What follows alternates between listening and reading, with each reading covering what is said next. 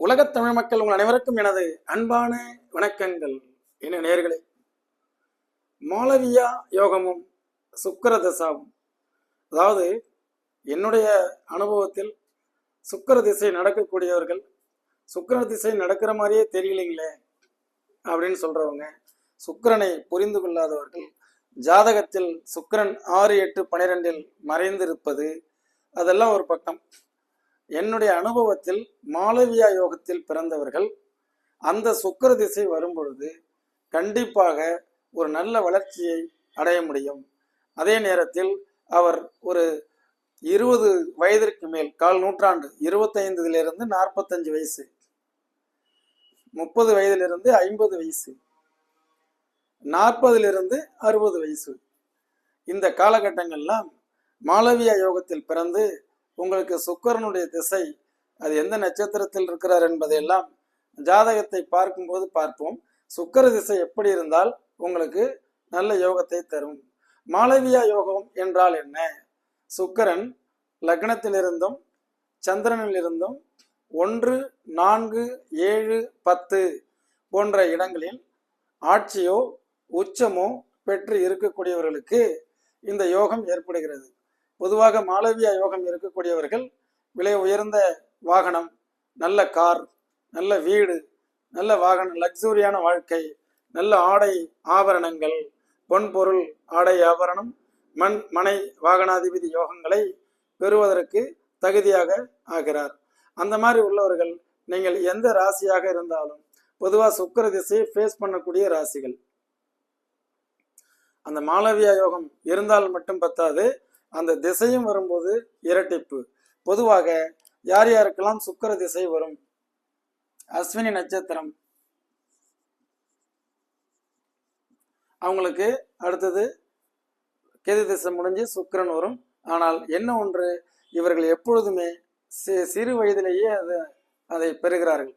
அஸ்வினி, பரணி, இதெல்லாம் சின்ன வயசுலேயே சுக்கிரன் வரும். உடனே குட்டி சுக்கிரன் ஆகாது அப்படின்லாம் சொல்லக்கூடாது. அந்த என்னுடைய அனுபவத்தில் நான் பார்த்ததை பகிர்கிறேன், புரியுதுங்களா?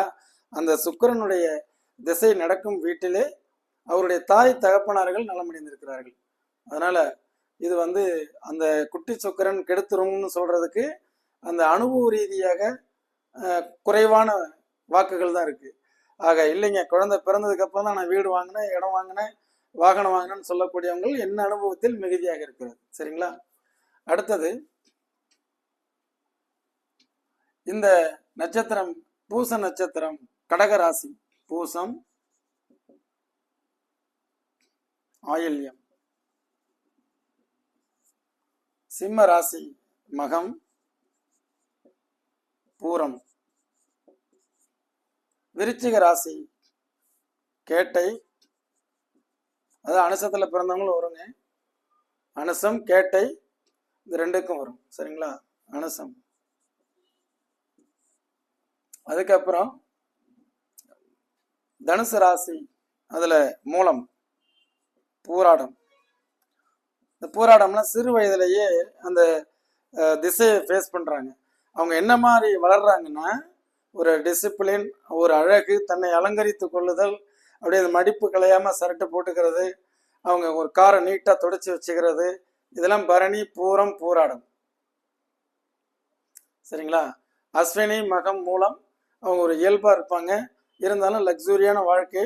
அவங்க தன்னுடைய வீடுகள்லாம் பார்த்தீங்கன்னா தன்னுடைய பிள்ளைகளுக்கு நன்றாக கட்டி கொடுப்பாங்க. இதெல்லாம் சுக்கிர திசையினுடைய மகிமைகள். அதே மாதிரி உத்திரட்டாதி, ரேவதி,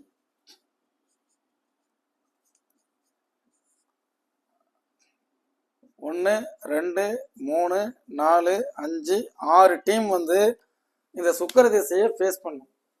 மீதி 6 பேர் உள்ள ராசி அந்த பிற்பகுதி வாழ்க்கையில பிற்பகுதியில ஃபேஸ் பண்ணுவாங்க. இப்போ முற்பகுதியில் ஃபேஸ் பண்றவங்கெல்லாம் நடு மத்தியத்துல ஃபேஸ் பண்றவங்கெல்லாம், இப்போ உதாரணத்துக்கு மீனம் ராசி, இது லக்னம், இது என்னுடைய லக்னம்னு வைங்களேன். இதுக்கு 4ல் சுக்கிரன், இது உச்சம் பெற்று இருப்பது மாளவியா யோகத்தை தருகிறது. அதே மாதிரி இந்த கும்ப லக்கணம்னு எடுத்துக்கங்க. இதுல 4ல் சுக்கிரன் ஆட்சி, இது மாளவியா யோகத்தை தருகிறது. அதுக்கு அடுத்தது இந்த சிம்ம லக்கணமாக இருந்து 10ல் சுக்கிரன் ஆட்சி பெற்றிருக்கு, அது ஒரு மாளவியா யோகம். கடக லக்கணத்தை எடுத்துக்கிட்டீங்கன்னா அதுக்கு 4ல் சுக்கிரன் ஆட்சி, இது மாளவியா யோகம். மகர லக்கணத்திற்கு 10ல் சுக்கிரன் மாளவியா யோகம்.